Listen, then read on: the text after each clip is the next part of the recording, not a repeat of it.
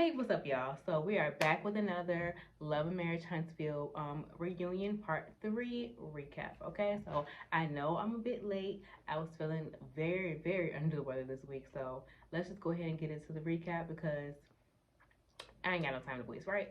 Okay, excuse me. So anyway, I'm not gonna go through, play by play for this recap. I'm not gonna do that. I'm just gonna kind of give you like, the gist of what happened and give you really what I think because at the end of the day, I'm sure there's other recaps if you want to go blow by blow. Okay, so anyway, so they kind of pick up where they left off with Kimmi and Destiny kind of going, a bit, back and forth. I guess, in my opinion, this back and forth was kind of reminiscent of the whole what's up, energy, whatever that Destiny was giving. I think it's like Destiny just wants to match energy. I don't know what it is, but it's like it's just the anger behind the anger behind the face. It's like even if she's not trying to come off in a harsh way or a harsh tone, that anger that sits, right behind her eyes that we can all see, it's just it comes out for her, and it's like everyone can read her except for her. Like everyone can kind of see like or feel like, okay, you coming off a little bit except for you, and I don't know why don't you see that?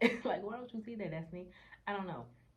But anyways, I think that Kimmi was just a bit like annoyed with the way that Destiny has just been able to kind of like skate through and not really give, her real backstory or her real everything that's going on with her life. I think that Kimmi just kind of annoyed, like, girl, I'm over here telling you all about my, big C word diagnosis, and we don't even know what your boyfriend's like. Like I don't feel like that's, like an even dynamic. Sorry, y'all. Let me just kind of get this together so I can get my best angle. Okay. Okay. So anyway, they kind of move on to what happened with Destiny and Mel.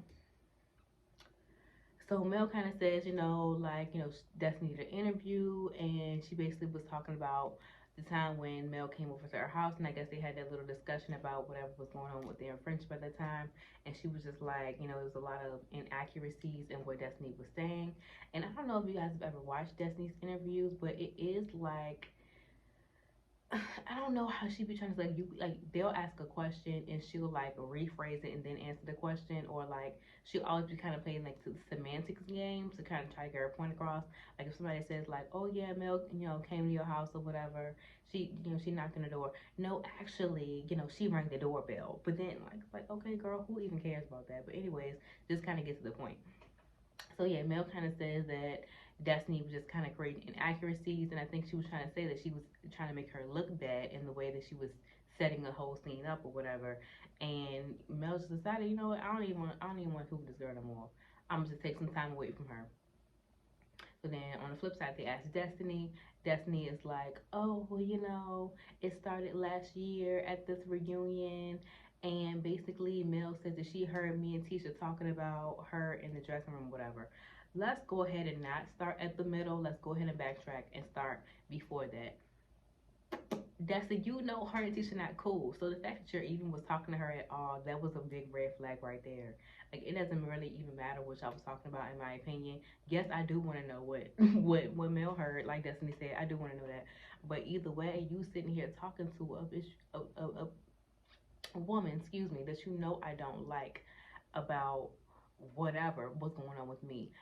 It does not seem like Mel does that specifically to Tisha or to really anybody else in the cast. It's like you sitting here talking to somebody I don't like about me. I don't like that. And I don't really have to come and explain to you what being a good friend is. Being a good friend is not sitting over here with somebody I don't like talking about me. Like, it doesn't matter what the specific conversation was about. And then let's go ahead and keep it, keep going back before that. Even at the reunion last year, you basically said the girl was a bad friend. Tisha said that Mel was a bad friend, and you piggybacked and said that she was a bad friend as well. That's two red flags in the whole 24-hour grand scheme of things. So it's like I'm more than sure that there were other little things that Destiny was doing to be like, you know what? I don't want to fool with this girl. I don't want to fool her, and I'm not gonna sit here and try to go, well, you did this, and then you did this, and then you did this. And no, if I just don't want to fool with you no more, I don't have to fool with you. Like in real life, I know this is a reality show, so we do have to want to, get to the, the root issue of things, but at the end of the day, in reality, like in the real world, if I felt like you moving funny and I don't want to fool with you no more, that's just what it is. That's just what it is. I can think of plenty of instances where it seemed like Destiny was moving a little funny. Like y'all remember when they was having that whole conversation about Destiny was saying that Mel, she wanted her to be more of her village and stuff like that. And it's like, I get what you're saying, Destiny, but Mel has a whole, family over here. You just have one baby, and I know, you got a lot going on. Everyone does need that village, but I'm not gonna expect, like, me with 2 kids. I'm not gonna expect my friend that has 4 kids to be able to be like, really helping me with that. Like, we can go out for drinks. I can come over, you can whatever, like that. Small, being there in small ways, but I might not be able to be on the phone with you for a few hours. I might not be able to text you back, right when you need me to. I might not be able to do that. And it's because I have other things going on. I have businesses, I have kids, I got a man, or had a man, or whatever. Like, I cannot sit here and be what you need me to be. And it seems like Destiny was kind of upset with that. And kind of in the same way that Tisha was upset with that. Like, you're not telling me about your business. You're not being the type of friend I want you to be. And it's like, girl, you need to relax. You need to relax. We're a little too old for that, okay? I can't sit here. If I don't want to tell you about something, or if I don't feel like being there in this instance, I can just let you know later, hey, look, I wasn't feeling it. I wasn't in a good headspace. I just need some time to myself. And you should be able to, move on from that. At the end of the day, Destiny, like, Mel was going through a whole divorce. She was going through, all types of stuff with Martell, and you were going through the same thing. So it's like, you should understand why she might have needed some space from you. And you reacted extremely badly to her needing that space. You went over there, started talking with her about with Tisha. You went over there, was talking to her, talking about her with Martell. Like, if I need some space for you, and you go to my enemies and start talking about me, okay, that space is permanent. Like, it's really not that hard to understand.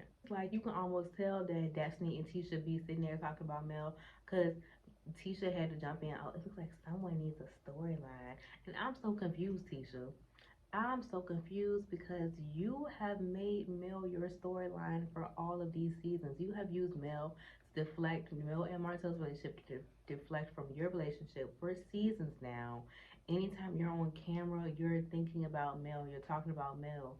Mel has never needed a storyline to be on this show. Like, she is the show. That's really why she's there, and she's not leaving because she is the show. Like, what I need to leave my own show for because I don't like y'all. I might just bring some new people in. Like, she is the show. What are you talking about, Tisha? But then, some more stuff started happening. They keep going back and forth. Tisha basically says, like, she felt like, I guess Mel needed a friend in that time. So that's even why they were even talking about her. I feel like you needed a friend. You seem very sad.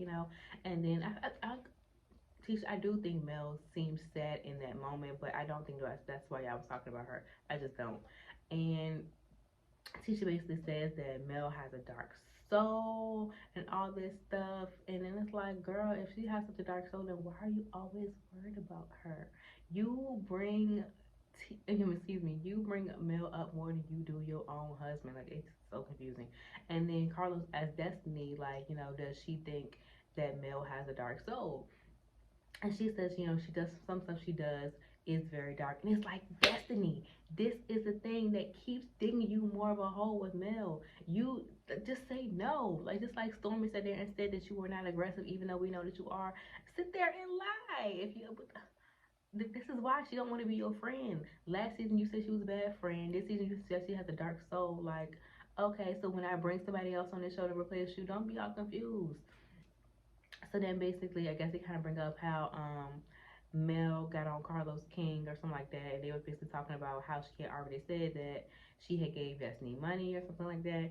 And if we all remember, Mel only said that because Destiny said that she was a bad friend. If I'm such a bad friend, then why would I give you $6,000 for your bills because you were struggling?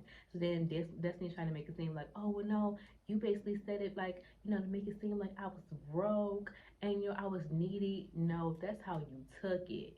That is how you took it. At the end of the day, a bad friend is not going to give you that amount of money.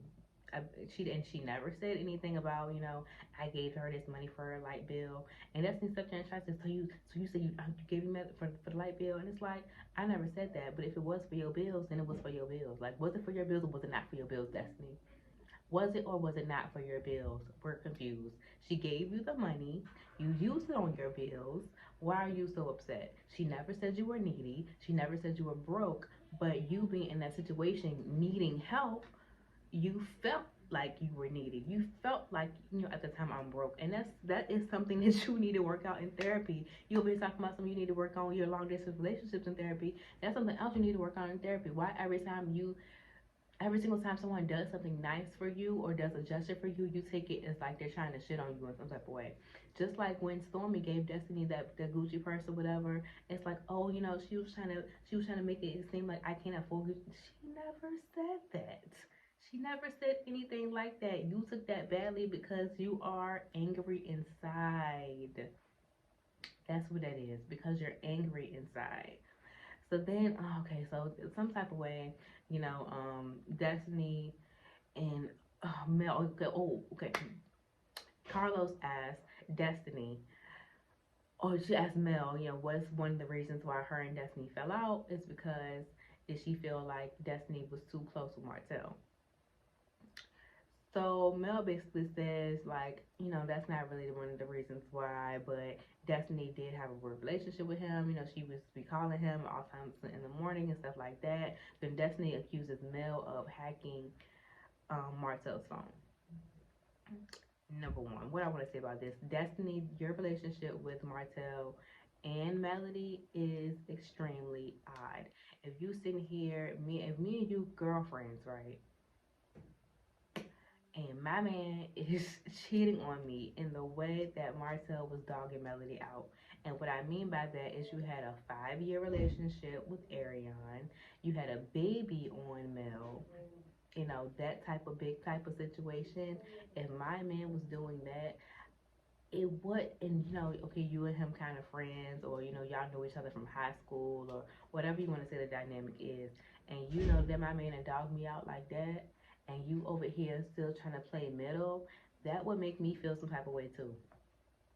Like that, it is a, and I don't want to say it's a pick a side situation because you do know these people. You know both these people. I know Martell since high school. Me and Mel are really good friends, whatever, whatever. But if I'm considering you a confidant and I'm telling you about how this man is dogging me out, I'm not gonna want to hear, oh yeah, this Martell on the other. No, it feels like you're playing the middle to me. It feels very high school to me because it's very black and white, and I feel like a lot of people don't want to hold cheating, especially cheating on your wife, in such like a bad regard. But that does say something about your character. And for me, it's like I don't even want to fool this dude for real. Like, I mean, I wouldn't trust him like that. But we can still be cool. We can still see each other at the party, at the dinner party. So hey, Martell, how you doing? Cool, whatever. But I'm not gonna sit here and be super duper close to this man. And I feel like that's kind of where Mel's headspace was at. It's like, is this girl really my friend? And I'm telling her about all these things that Martell is doing, and she still want to be a spoon coon with him. Like, that would make me put her back in an associate category myself. And then Destiny's trying to say like, oh yeah, when you hacked Martell's phone, I don't know, I don't even know the time frame that she's trying to say that Mel hacked the phone. But either way, if it was any time between in their relationship, I don't care if she hacked that man's phone. The man was cheating. The man was cheating. So if she went through his phone, okay, and like, so I think they kind of trying to say that actually it was Martell that ended up hacking the phone. We all know that Martell is crazy. Martell be, basically damn near stalking Mel on when she on dates and all types of stuff like that. So I wouldn't put that past them. But I mean, like, Destiny, you keep trying to say little stuff, and it's like, this is why Mel don't fool with you. Like, she's trying to say like, oh yeah, if I was to stop being cool with Martell because of what he was doing to you, I would have to stop being cool with you as well. No, I didn't have a baby on this man. I didn't have a 5-year relationship with any man. Y'all, if she keep trying to talk about some type of situation she had with a man when they were separated and she moved out the house. Ooh, big whoop. So, like, that man dogged that lady out and then tried to act like, and it wasn't even like a, oh yeah, this had this girlfriend, whatever. He used to talk to that lady crazy. He used to be over here guilt tripping this lady, gaslighting her, all types of shit like that. Like, that's not cool. And for y'all to sit here trying to act like, oh well, I mean, Marcel's such a good guy, like whatever. Like, that would make me look at all of y'all sideways. I'm sorry, it would. And that just is what it is. So then they try to say something about, then everybody kind of gets into an argument. Martell drops to the argument some type of way, and basically Martell is like basically telling Stormy, like, you know, oh, back out now, you know, don't be this girl's friend, you know, she can't keep any friends, blah, blah, blah, blah. And it's like, I'm so confused, Martell. I'm so confused because if Melody can't keep any friends, who are the 20 people that's always watching y'all kids? She at least got 20 friends, right? Like she at least knows 20 people. She at least got 20 people that's willing to watch her kids, right? So I thought she couldn't keep a friend. I thought she couldn't keep a friend. And then I agree with what Mel said. Basically, she basically said that like Martell, you are friends with everybody because you let them treat you like shit. You let them sit on the stage and call you a liar and basically say that, you know, that you're untruthful and you're this and you're that, and you still want to go back and be their friend. And that's not me. You know, once these people try to call me a liar, one thing I'm gonna do is prove I'm not a liar, and then I'm also not gonna be their friend anymore. Once you try to call me a liar or it's become my character in any type of way, boom, we X out of the situation. You don't do that, Martell. You want to sit here and heal like excuse me, heal like Wolverine when it comes to anything that it's got to do to you, and that's not something I'm willing to do. That's why these people aren't my friend.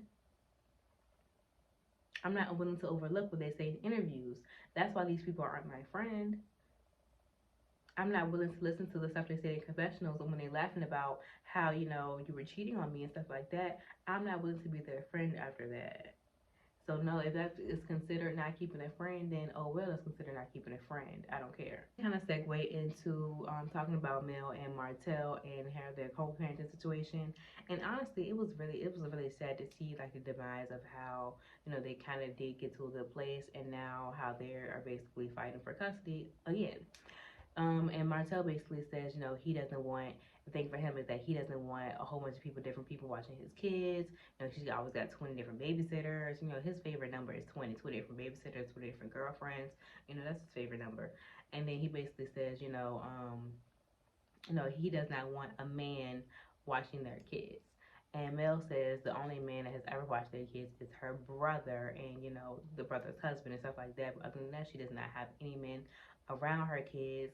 You know, she's only ever had like her mom or, you know, like maybe one of her friends watch the kids, and it's been at her house.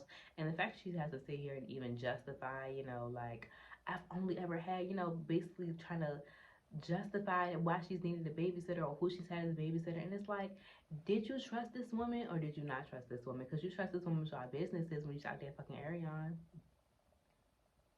You trust this woman with y'all kids. You trusted her to be able to make accommodations for when y'all were out of town and when y'all were going to do these things. Who was watching y'all kids then? Like, you're only trying to be controlling now because you can't get that type of control anymore that you had when y'all was married.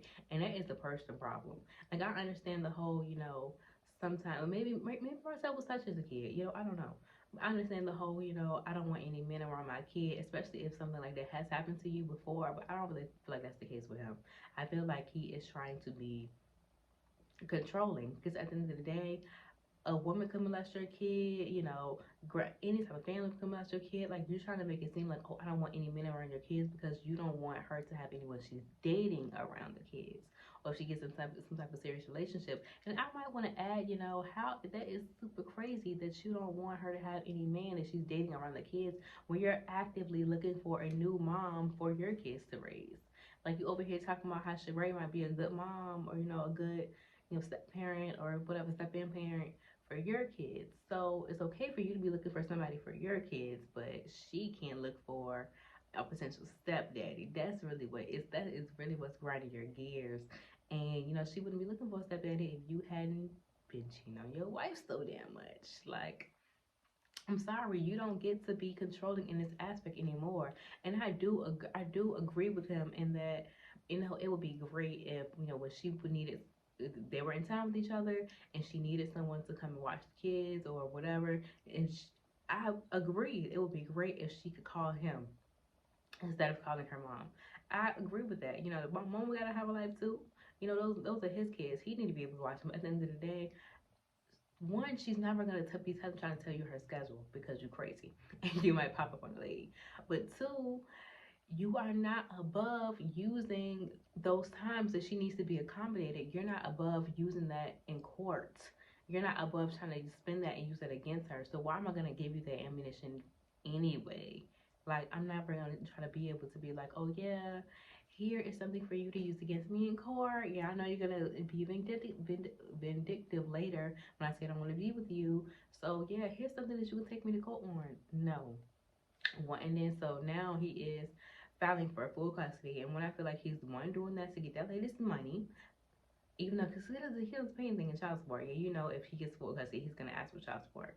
And two, you're doing that to be vindictive. I feel like anytime any parent asks for full custody, unless that parent is like abusive or neglectful or something like that, it's because you're bitter. Like, come on now, who is not gonna want to do a week on, week off with their kids? I mean, I love my kids to death, but a week on, week off, like you over here being vindictive. Do you even have space in your house for these kids? Are these kids gonna have separate bedrooms? Are you staying in Miss Marlene's house? Like, really, like, you over here trying to act like that you even have the time to even be a full-time parent, you know, custodial parent to these kids, and you don't.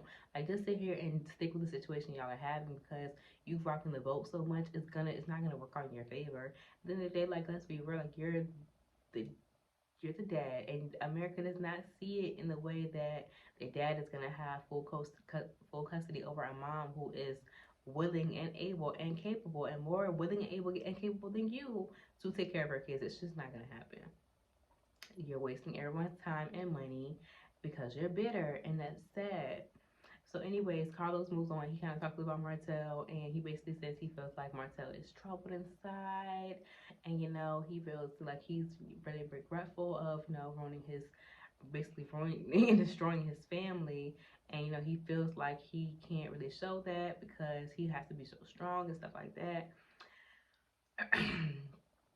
And first of all, trouble inside is like a very nice way of saying bitter. Like, I'm gonna have to use that on somebody. I just feel you're so troubled inside. Yeah, he's bitter. He's bitter as hell. Of course he is. He's not getting his way. He's a big ass kid. He's throwing a tantrum. And I'm sure Martell is very regretful of destroying his family, and you know, so like, I don't even want to say. I mean, he did destroy his family. You made your choices. You made your bed. Excuse me, and it's time to lie in it. Like, this is what it is. I'm sure he is. I'm sure he wants Melody back. I'm sure he's still in love with her. I'm sure of all of that. But at the end of the day, it doesn't even seem like you really even have learned anything based on how you're still treating this lady when when you don't get your way.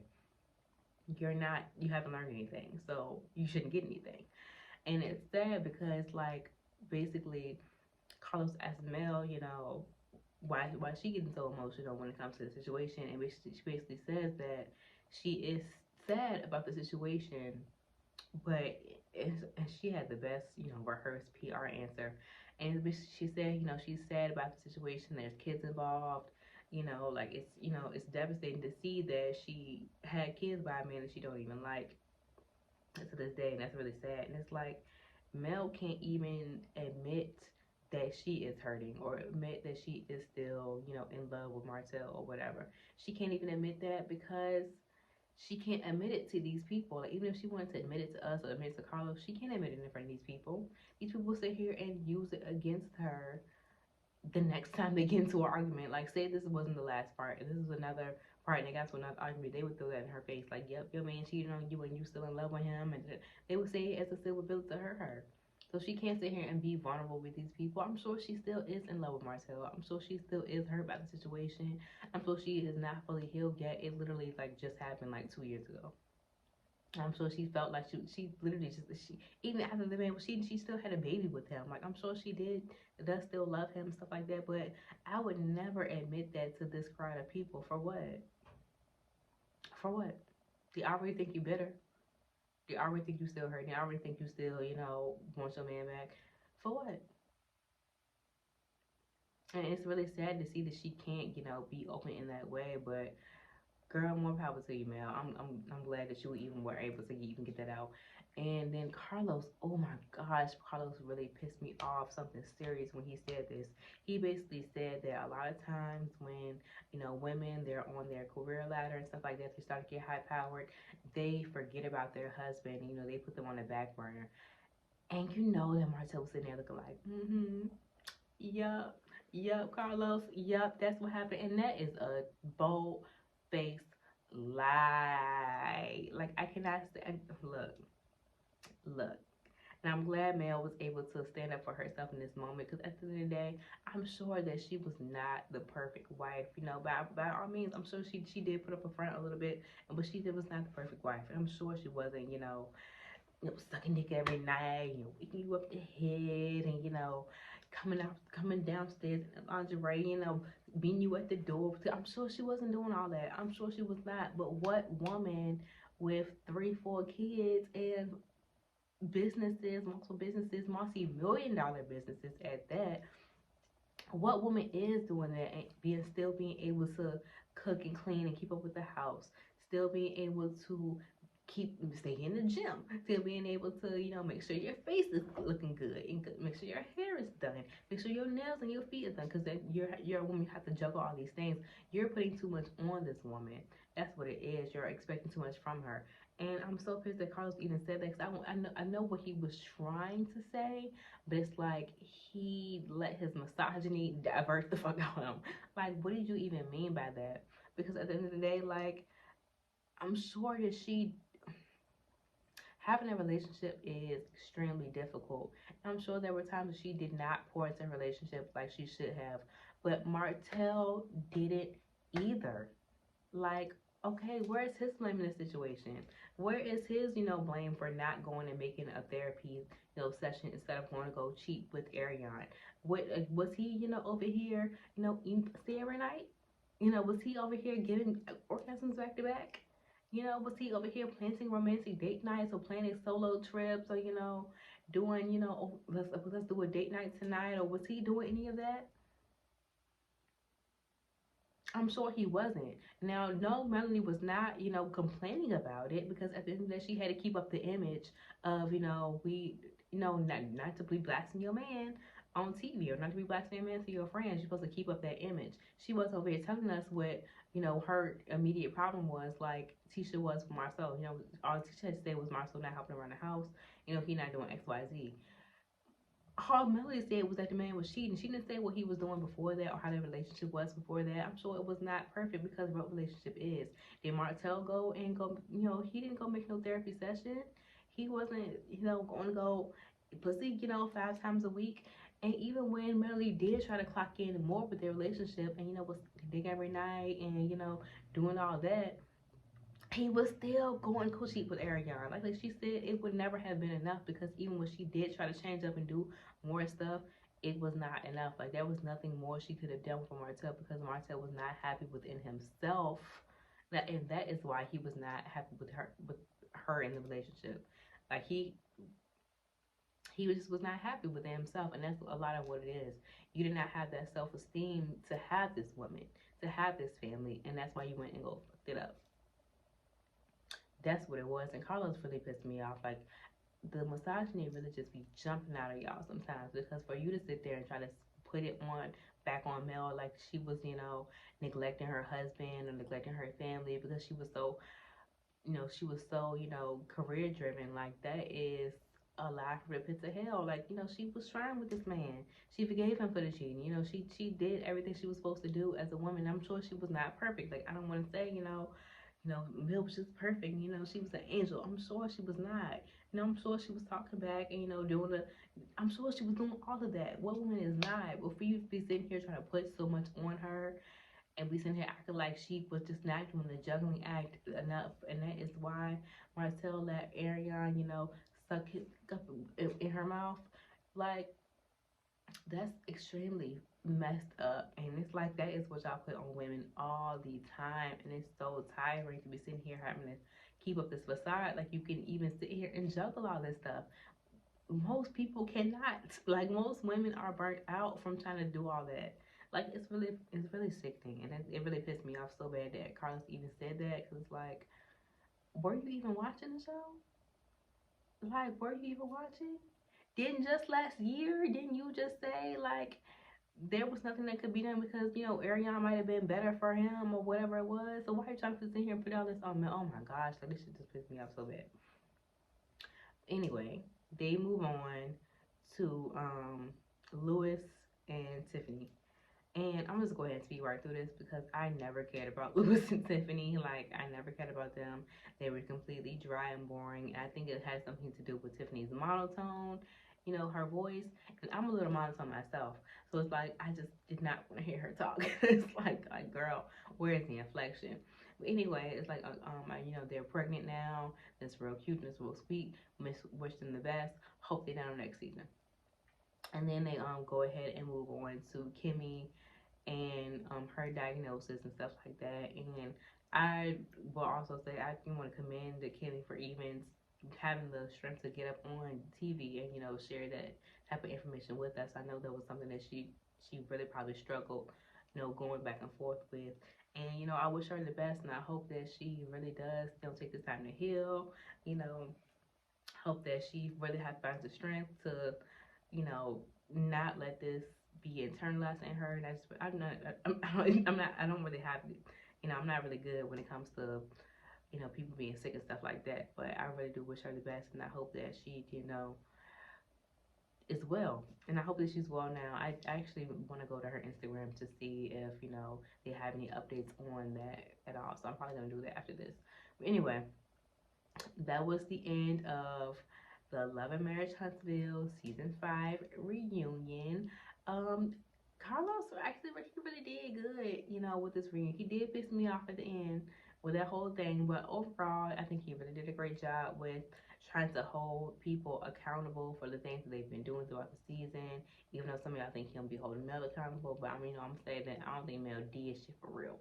Anyway, you know, I hope you guys come back to another, you know, I hope you guys come back for another video. I'm not sure what I'm going to be reviewing next or what I'm going to be recapping next. I do have some hair videos coming out for you guys. Don't forget to like, comment, and subscribe, and I'll see you guys in the next video. All right, later. Bye.